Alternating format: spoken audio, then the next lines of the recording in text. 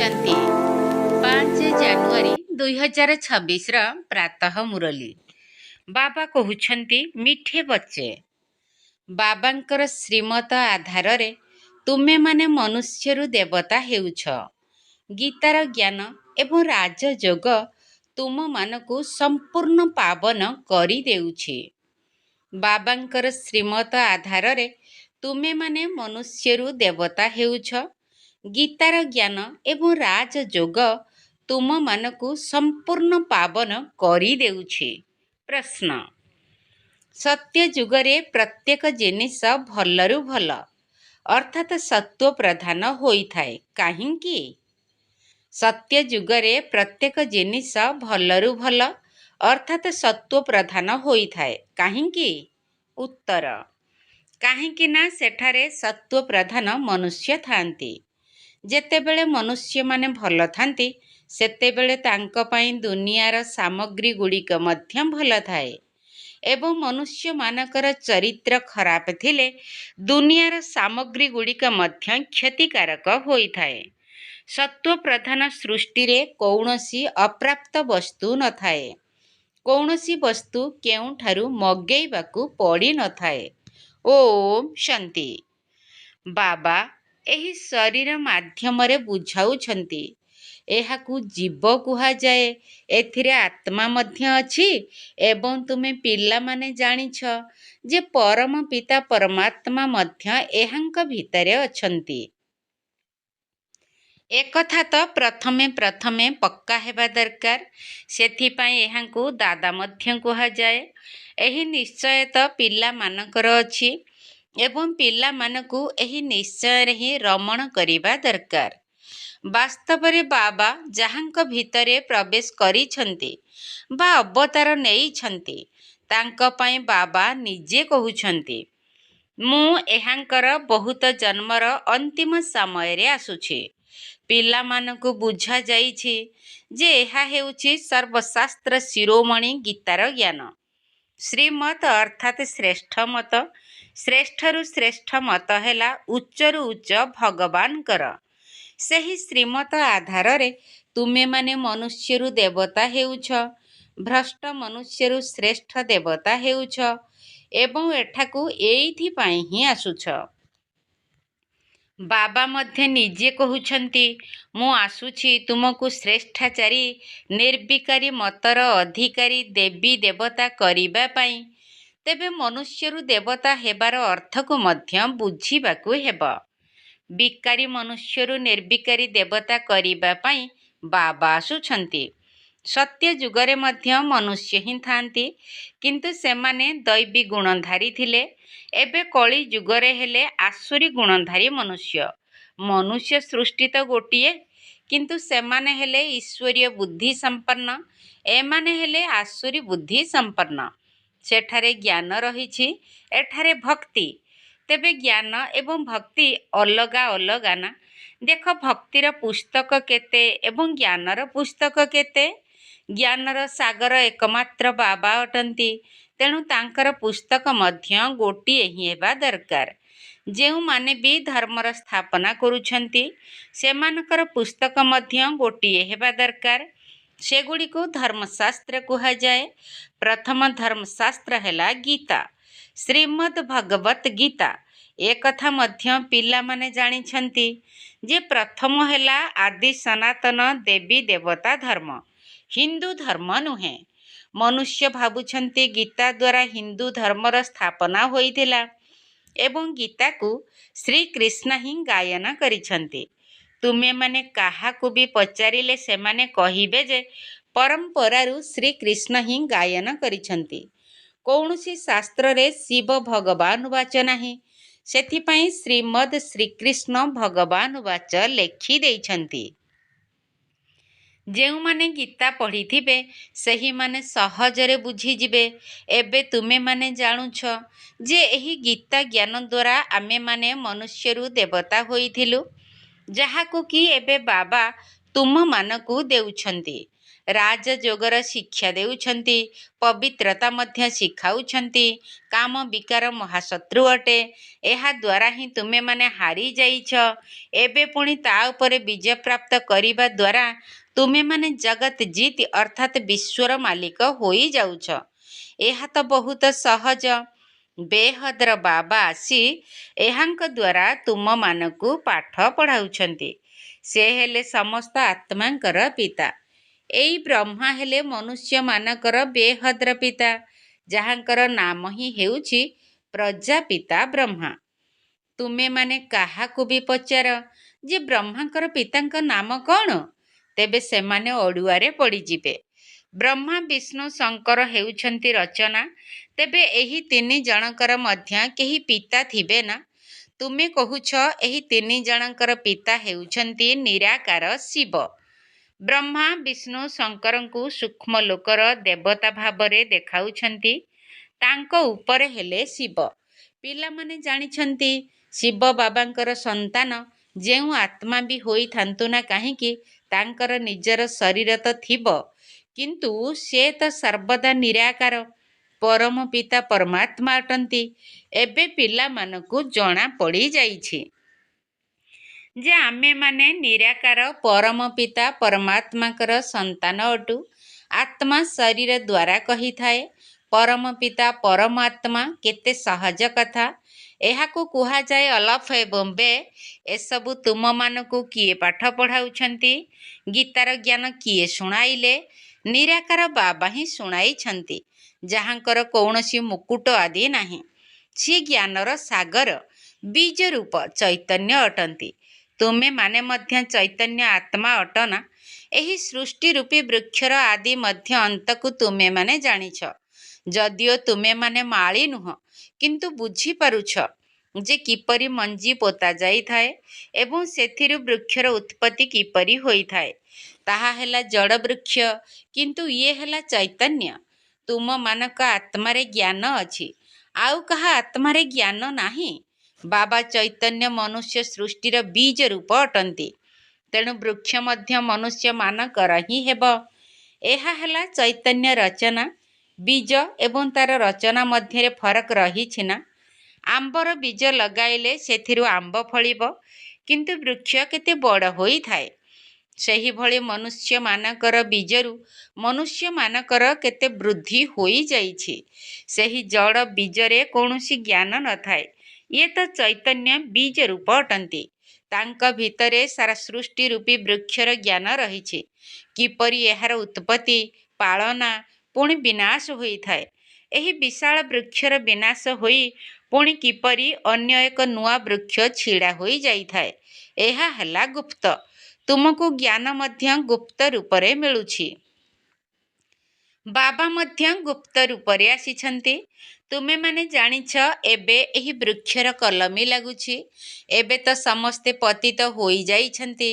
ଆଚ୍ଛା, ବୀଜରୁ ପ୍ରଥମେ ଯେଉଁ ପତ୍ର ବାହାରିଥିଲା ସେ କିଏ? ସତ୍ୟଯୁଗର ପ୍ରଥମ ପତ୍ର ତ ଶ୍ରୀକୃଷ୍ଣଙ୍କୁ ହିଁ କୁହାଯିବ, ଲକ୍ଷ୍ମୀ ନାରାୟଣଙ୍କୁ ନୁହେଁ। ନୂଆ ପତ୍ର ଛୋଟ ହୋଇଥାଏ, ପରେ ବଡ଼ ହୋଇଯାଏ। ତେବେ ଏହି ବୀଜର କେତେ ମହିମା ରହିଛି। ଇଏ ତ ଚୈତନ୍ୟ ଅଟନ୍ତି ନା? ପୁଣି ସେଥିରୁ ପତ୍ର ମଧ୍ୟ ବାହାରିଥାନ୍ତି। ସେମାନଙ୍କର ମହିମା ତ ହୋଇଥାଏ। ଏବେ ତୁମେମାନେ ଦେବୀ ଦେବତା ହେବାକୁ ଯାଉଛ, ସେଥିପାଇଁ ଦୈବୀ ଗୁଣ ଧାରଣ କରୁଛ। ମୂଳ କଥା ହେଲା ଆମକୁ ଦୈବୀ ଗୁଣ ଧାରଣ କରିବାକୁ ହେବ। ଏମାନଙ୍କ ଭଳି ହେବାକୁ ପଡ଼ିବ। ଏମାନଙ୍କର ଚିତ୍ର ମଧ୍ୟ ଅଛି। ଏହିସବୁ ଚିତ୍ର ନଥିଲେ ବୁଦ୍ଧିରେ ଜ୍ଞାନ ହିଁ ଆସିପାରିନଥାନ୍ତା। ଏହି ଚିତ୍ର ବହୁତ କାମରେ ଆସୁଛି। ଭକ୍ତି ମାର୍ଗରେ ଏହି ଚିତ୍ରଗୁଡ଼ିକର ମଧ୍ୟ ପୂଜା ହୋଇଥାଏ ଏବଂ ଜ୍ଞାନ ମାର୍ଗରେ ଏହି ଚିତ୍ରଗୁଡ଼ିକ ଦ୍ୱାରା ତୁମମାନଙ୍କୁ ଜ୍ଞାନ ମିଳୁଛି ଯେ ଏବେ ପୁଣି ଏହିଭଳି ହେବାକୁ ପଡ଼ିବ। ଭକ୍ତି ମାର୍ଗରେ ଏକଥା ଭାବୁନାହାନ୍ତି ଯେ ଆମକୁ ଏହିଭଳି ହେବାକୁ ପଡ଼ିବ। ଭକ୍ତି ମାର୍ଗରେ କେତେ ମନ୍ଦିର ତିଆରି ହେଉଛି। ତେବେ ସବୁଠାରୁ ଅଧିକ ମନ୍ଦିର କାହାର ଥିବ? ନିଶ୍ଚିତ ଭାବରେ ଶିବ ବାବାଙ୍କର ହୋଇଥିବ, ଯିଏକି ଏହି ସୃଷ୍ଟିର ବୀଜ ରୂପ ଅଟନ୍ତି। ପୁଣି ତାଙ୍କ ପରେ ପ୍ରଥମ ରଚନାଙ୍କର ମନ୍ଦିର ଥିବ। ପ୍ରଥମ ରଚନା ଏହି ଲକ୍ଷ୍ମୀ ନାରାୟଣ ଅଟନ୍ତି। ତେଣୁ ଶିବଙ୍କ ପରେ ଏମାନଙ୍କର ପୂଜା ସବୁଠାରୁ ଅଧିକ ହୋଇଥାଏ।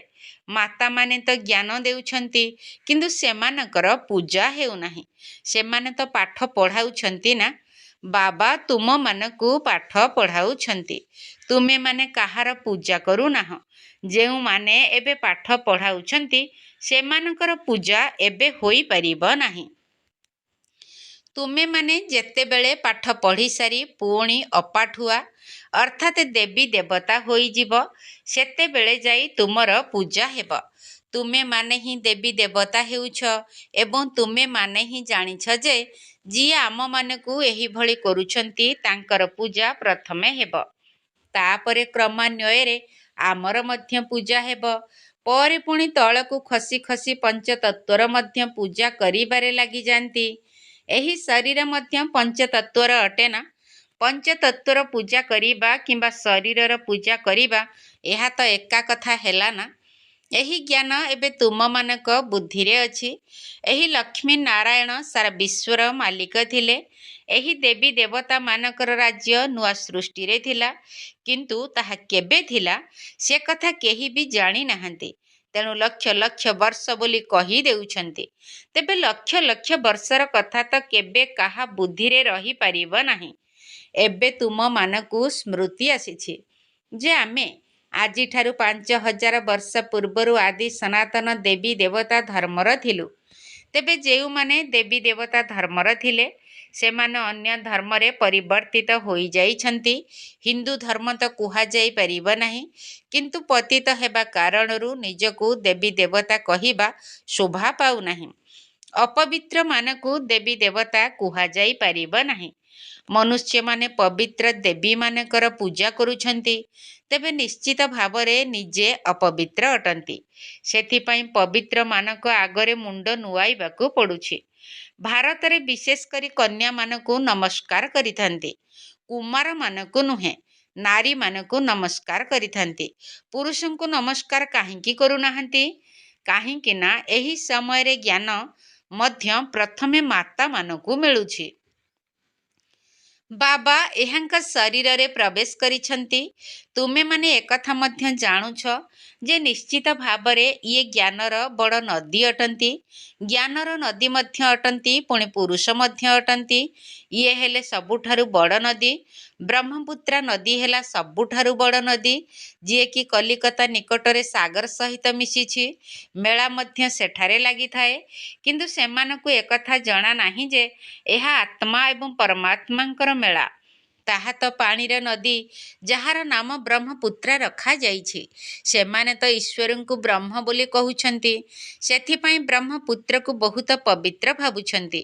ଯେହେତୁ ବଡ଼ ନଦୀ ଅଟେ, ତେଣୁ ପବିତ୍ର ମଧ୍ୟ ହୋଇଥିବ। ପତିତ ପାବନ ବାସ୍ତବରେ ଗଙ୍ଗାକୁ ନୁହେଁ, ବ୍ରହ୍ମପୁତ୍ରକୁ କୁହାଯିବା ଉଚିତ। ମେଳା ମଧ୍ୟ ଏହି ନଦୀ କୂଳରେ ଲାଗିଥାଏ। ଏହା ମଧ୍ୟ ସାଗର, ବାବା ଏବଂ ବ୍ରହ୍ମା ନଦୀର ମେଳା ଅଟେ।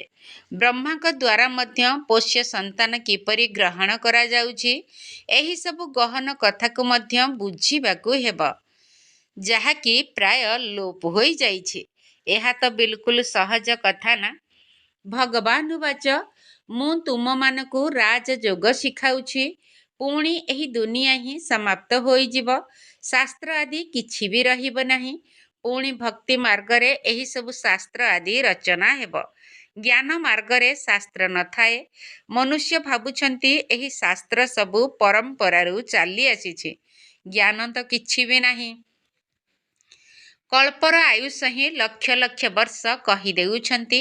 ସେଥିପାଇଁ ପରମ୍ପରା ବୋଲି କହିଦେଉଛନ୍ତି।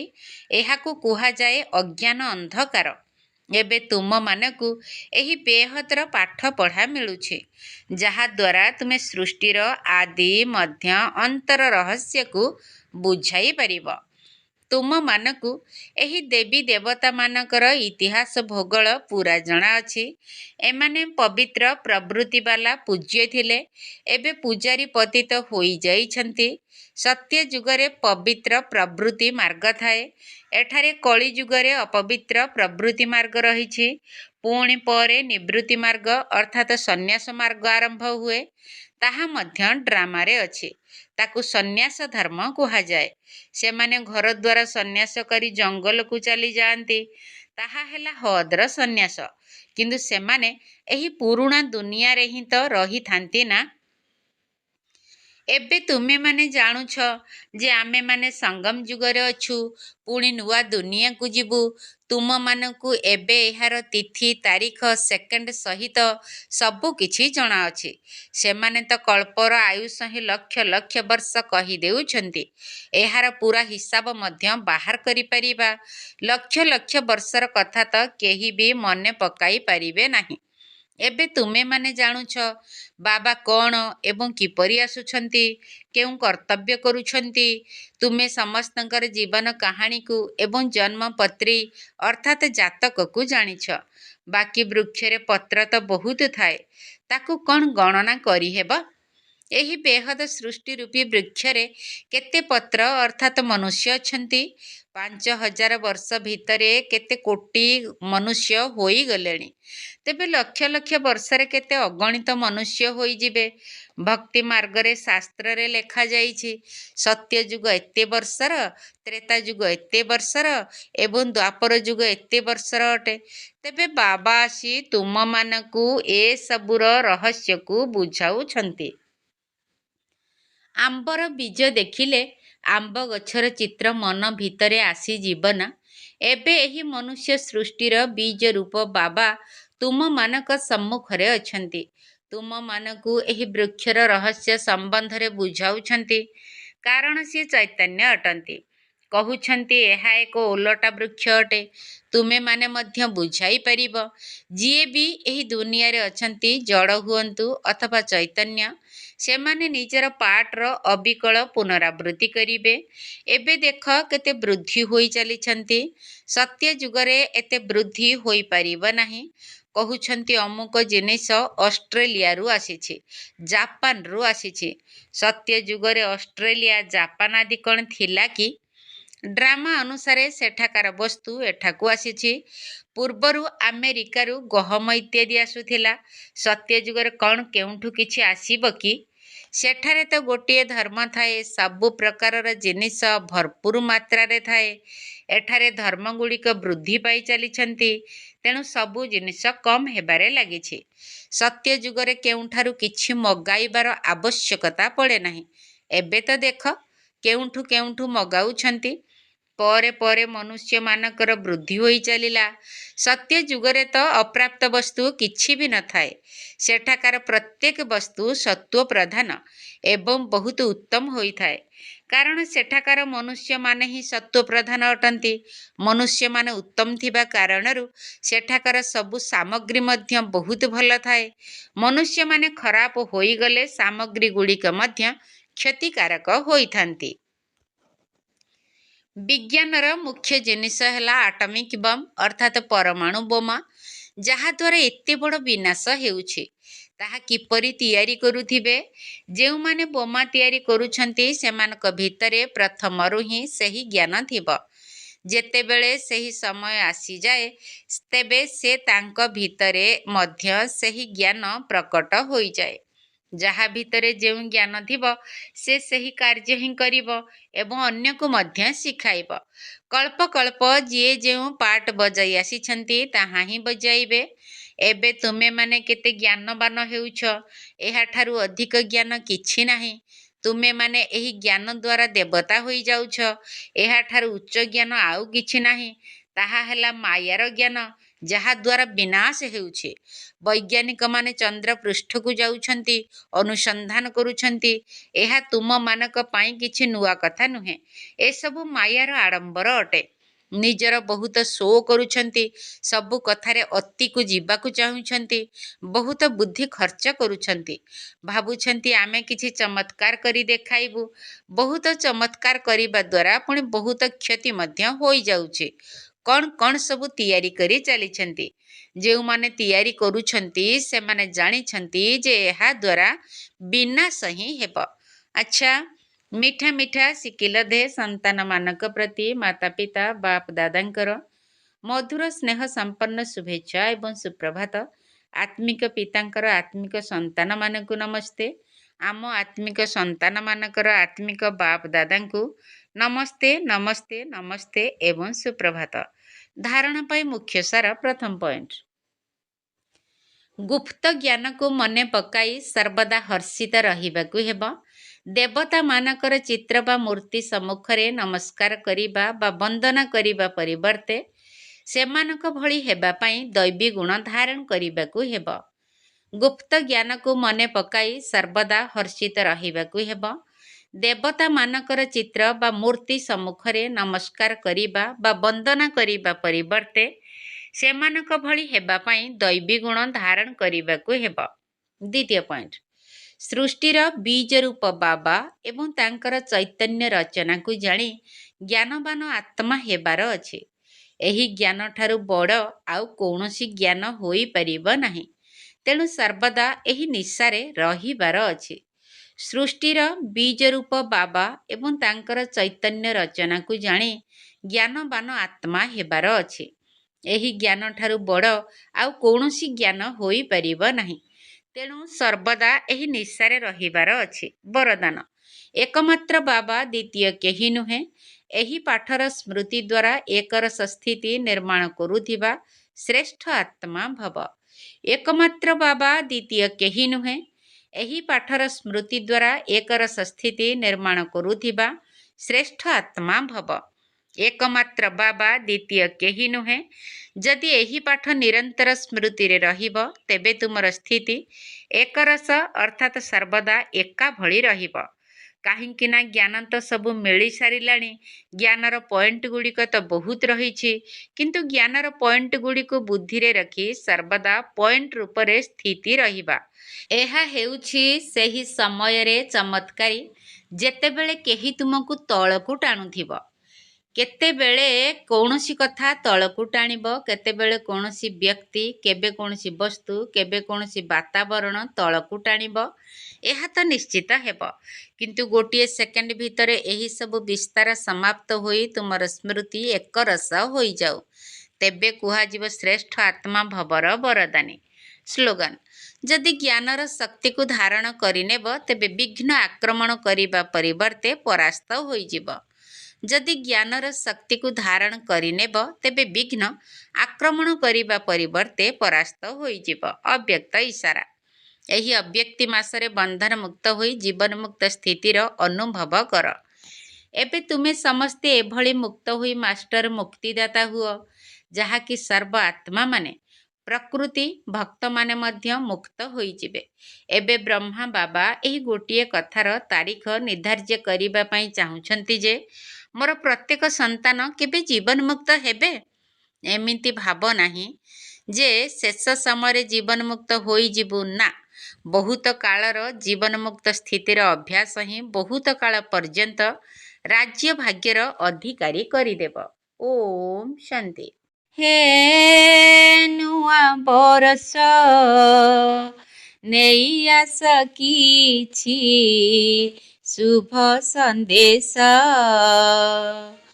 ତୁମ ଆଗମନେ ଧରା ପୁଲକିତ ହସି ହସି ଉଇଁଲାଣି ନାଲି ସୁରୁଜ। ହେ ନୂଆ ବରଷ ନେଇ ଆସ କିଛି ଶୁଭ ସନ୍ଦେଶ। ନୂଆ ସକାଳର ନୂଆ ସପନ ରହିଥାଉ ମନ ସଦା ପ୍ରସନ୍ନ। ବହି ଚାଲୁ ପ୍ରତି ହୃଦ କନ୍ଦରେ ପରସ୍ପର ସ୍ନେହ ସରାଗରେ। ପରମ ପିତାଙ୍କ ସ୍ନେହ ଡୋରରେ ବାନ୍ଧି ହୋଇ ରହିଥାଉ ଏଇ ଜଗତ। ହେ ନୂଆ ବରଷ ନେଇ ଆସ କିଛି ଶୁଭ ସନ୍ଦେଶ। କାମ କ୍ରୋଧ ଲୋଭ ଦୁଃଖ ଅଶାନ୍ତି ଜାତି ଧର୍ମ ଭେଦ ହେଉ ସମାପ୍ତି। ପ୍ରତି ଘରେ ଜଳୁ ଜ୍ଞାନ ପ୍ରଦୀପ ନ ଝରୁ କାହା ଆଖିରୁ ଲୋତକ। ଭାଇଚାରା ଭାବ ସବୁରି ମନରେ ଦୂର ହେଉ ଦୁନିଆରୁ କଳହ କ୍ଲେଶ। ହେ ନୂଆ ବରଷ ନେଇ ଆସ କିଛି ଶୁଭ ସନ୍ଦେଶ। ରାମ ରାଜ୍ୟ ଆସୁ ଏଇ ଧରାରେ ଶୁଭ ସଂକଳ୍ପ ହେଉ ପୁରାରେ। ପ୍ରତି ଘର ହେଉ ପୂର୍ଣ୍ଣ ମନ୍ଦିର ସତ୍ୟ ପବିତ୍ରତା କରି ଆଧାର। ଦୁଃଖ ରୋଗ ଶୋକ ହୋଇଯାଉ ଦୂର ବହି ଚାଲୁ ଜଗତରେ ଶାନ୍ତିର ସ୍ରୋତ। ହେ ନୂଆ ବରଷ ନେଇ ଆସ କିଛି ଶୁଭ ସନ୍ଦେଶ। ହେ ନୂଆ ବରଷ ନେଇ ଆସ କିଛି ଶୁଭ ସନ୍ଦେଶ।